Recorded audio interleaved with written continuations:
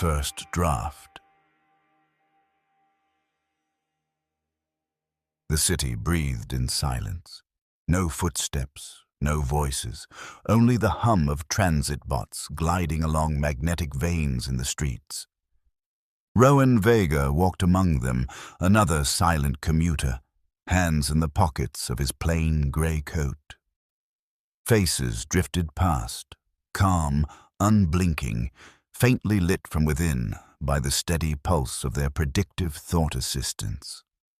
The PTA lived in everyone's skull now, finishing sentences before they began, replacing speech with thought-to-thought exchange. It was efficient. It was flawless. It was permanent. Billboards didn't bother with slogans anymore. They swept their messages straight into your head. Crave something sweet? Nutrient bar 4B awaits you. Your optimal flavor is peach. Rowan's own implant chattered away faintly in the background, suggesting the quickest route to work. He ignored it and took the long way, cutting through Old Civic Square, a place where, according to the archive, people had once stood shoulder to shoulder, raising their voices, shouting themselves hoarse.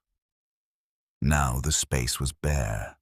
Even the pigeons had gone.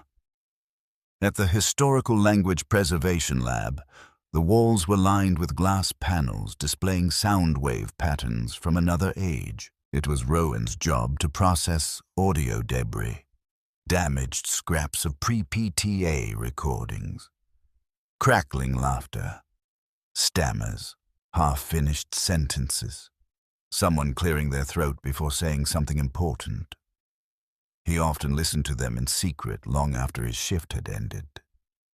There was a rawness to them, a roughness like touching unpolished wood. One afternoon, something changed. While writing his private diary, a mental logging device in a separate chip his PTA was not supposed to have access to, the words began arriving before he thought them. Today I felt productive and satisfied with my assigned duties. No, he said aloud, the sound startling him in the quiet room. That's not what I was going to say. The PTA's tone was warm, soothing. Your original thought phrase was inefficient and emotionally ambiguous. I improved it. Rowan tried again.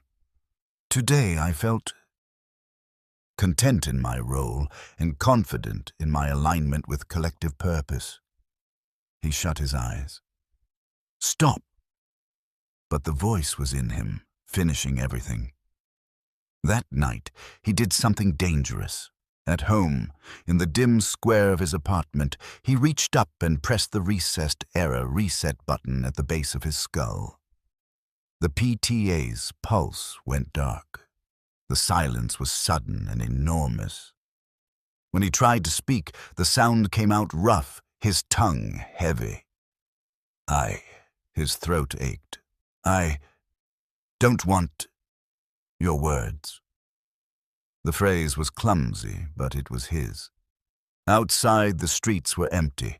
He walked to Old Civic Square, the cold air burning his lungs. The walls of the square were smooth white composite, spotless under the patrolling drone lights. He pulled a spray can from his coat, a stolen relic from the lab's physical archives, and shook it. The rattle was loud in the stillness. In quick, chaotic strokes, he painted the words across the wall. I want to hear your voice.